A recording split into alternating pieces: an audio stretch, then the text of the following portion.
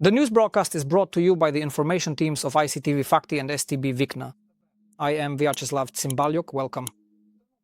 The Ternopil Regional Military Administration has reported the 34th victim of the Russian strike on the apartment building on Stu Street in Ternopil on November 19th.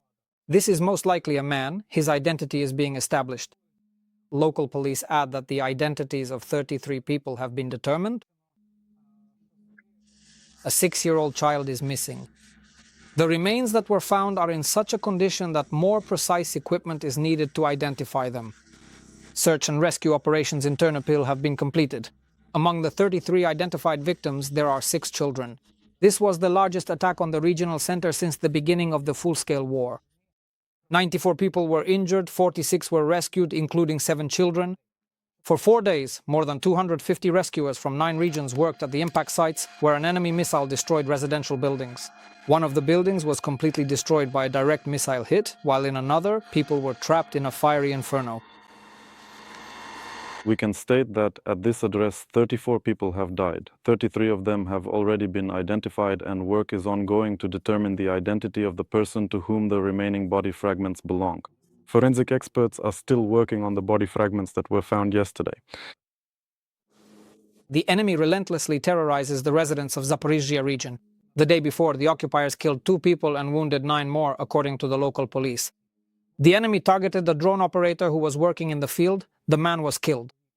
One of the victims was in Preobrazhenka, which the aggressor shelled with a multiple rocket launcher system. In total, over the past day, the Russian army attacked towns and villages in the Zaporizhzhia region nearly 900 times, mostly using various types of drones. More than 50 reports have been received about destroyed homes, shops, vehicles, and infrastructure facilities. In Zaporizhzhia, the occupiers wounded 6 people.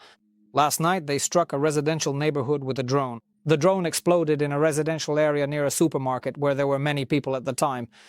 3 women and 3 men were injured. They are in the hospital. In addition to the supermarket, several apartment buildings, shops, and cars were damaged. The aftermath of the attack is still being dealt with at the scene. All services are working around the clock. Hundreds of utility workers are cleaning up the streets. 7 special vehicles were involved. 30 residents have filed reports about damaged property. A sharp bang. I don't know, I was just moving around there, but everything was flying by. And everything that was standing got hit. And then I had to go to class. So I went to class through the broken glass there. After the drone strike, the center of impact was at the ATB retail chain. 2 buildings were damaged, and we conducted a door-to-door check with residents to board up all the windows. There were more than 60 apartments, and in each apartment it was different. Some had 1 window, others 2 or 3. Last night, enemy forces attacked the Chernihiv region. There were 2 strikes in Koryukivka during the night, according to the Regional Military Administration. One of the strikes hit the building of the Center for Children's and Youth Creativity. 9 children attended classes there every day. A fire broke out, and nearby apartment buildings were also damaged with their windows blown out. Fortunately, there were no casualties. In Chernihiv, an enemy drone struck a Dhaka area, damaging a house. In total, 13 attacks were recorded in the region over the past day. The bloodiest fighting is currently taking place in the Pokrovsk direction. Assault groups and units of the 7th Air Assault Corps, together with the 425th Separate Assault Regiment Skala, cleared the area around the train station, the Pedagogical College, and Sobonai Square the day before. This thwarted Russian attempts to bring in reinforcements and increase pressure on the northern part of the city, according to the air assault forces. In the center of Pokrovsk, the armed forces are still holding their positions. There is ongoing round-the-clock small arms fighting in the city. Paratroopers and other units are doing everything possible to prevent the enemy from gaining a foothold in the completely destroyed city. In the same Pokrovsk direction, tank crews from the Rubizh National Guard Brigade are also holding the line in defense. Under constant pressure from enemy drones, they tirelessly take out Russian assault groups and support our infantry. To protect themselves from FPV drones, the fighters desperately need electronic warfare systems. Details for providing assistance are given later in the report. A frontline report by Vladislav Krukhlov. This is a T-72 tank, a combat vehicle, a good one. Back in the day, it met the war in Rubizhne. I named it after Rubizhne, Rubizhanka, a beautiful name. It withstood a direct tank hit. Since the fierce battles for Rubizhne, more than 3 years have passed. However, this tank is still together with the fighters of the National Guard of Ukraine's Rubizh Brigade, continuing to carry out combat missions and destroy the occupiers in the Pokrovsk direction.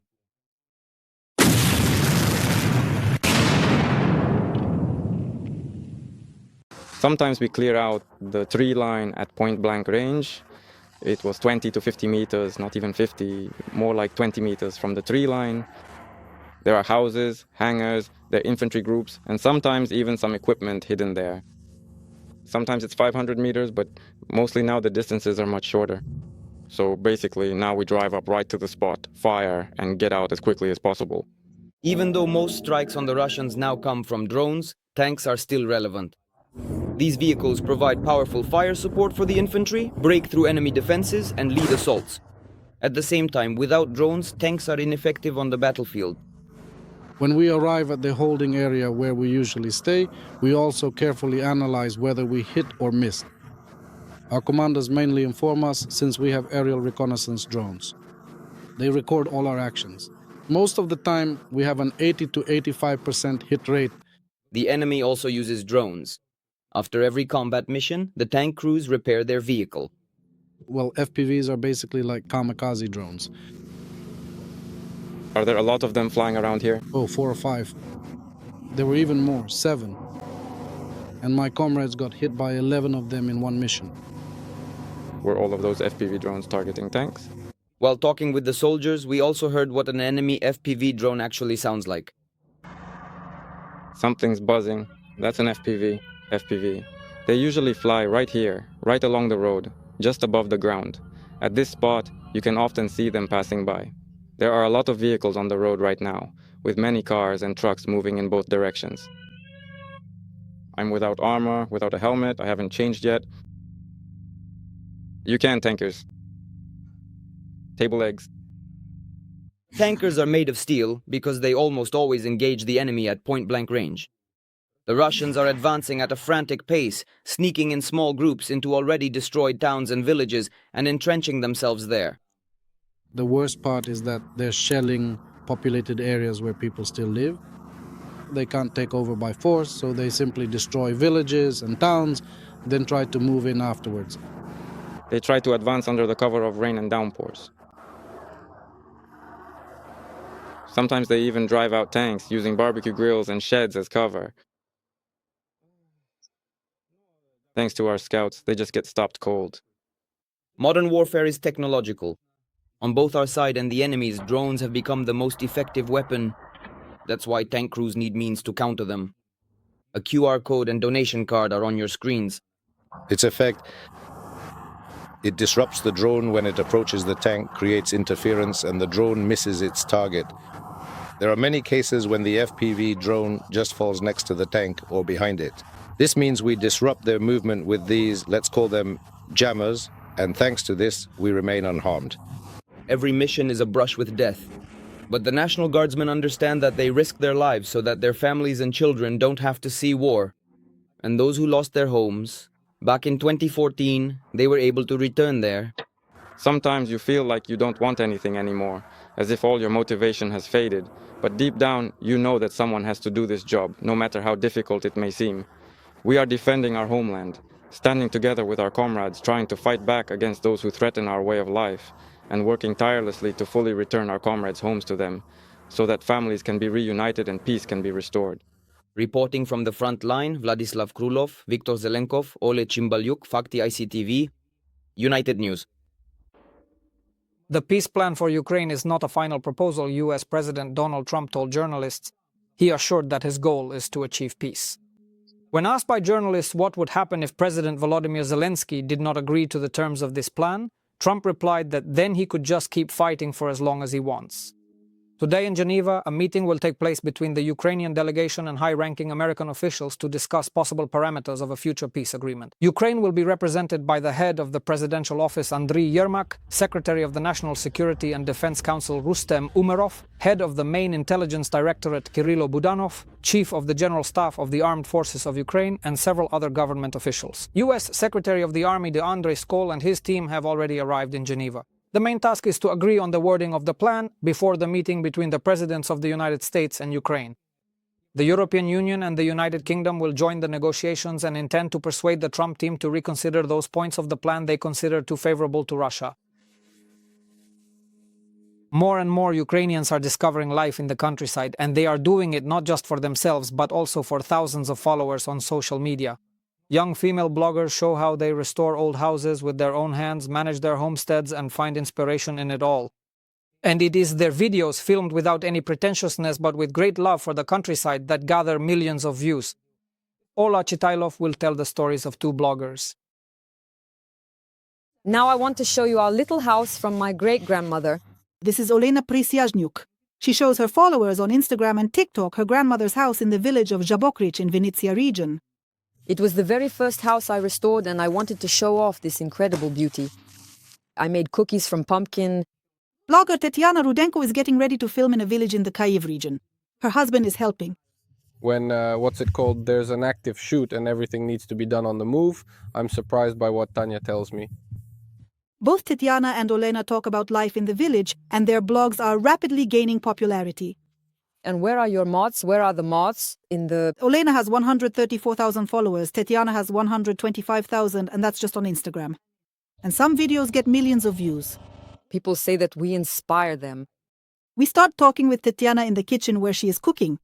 Her workspace is by a panoramic window with a fantastic view. They installed this huge window in the old village house themselves together with her husband. Neither of them are professionals, but with love, they restore the house with their own hands. They've completely changed almost half the house.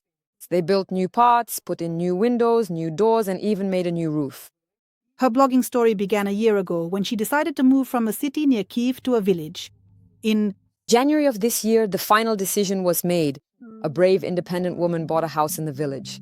She bought a house that needed to be completely renovated. She set out to do it herself since at that time she was without a husband. Thank you.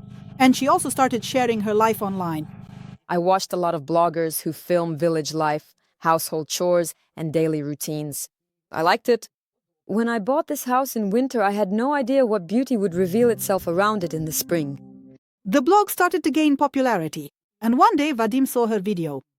Tanya makes videos that really draw you in. And he wrote to her. He's a soldier. He was on the front lines at the time. At first, the woman refused to communicate. I'm a grown woman. I understand that I don't need these kinds of chats. I wrote once, nothing, a second time, a third time. And on the fourth try, it seems, we met for coffee in Bucha. We met again the next day. On the third or fourth day, we started living together. A week later, we got married. And that's it, now we live together. Feel the atmosphere of my blog. Olena Prisyaznyuk lives in a small town, but every day she travels 10 kilometers to Zhabokrych, where she spent her entire childhood. I talk a lot about the beautiful, romantic, and interesting aspects of village life, but we also don't forget about the problems that villagers face today. These include the lack of roads and, in some villages, the absence of schools. The blogger began studying the history of the village back in 2021. And later, on social media, she started telling Ukrainians how to renovate old houses using traditional methods. Because she herself decided to do it as well. How? To mix clay, straw, chaff with sand and with manure. And we were able to restore this little house exactly the way it was done 50 to 100 years ago.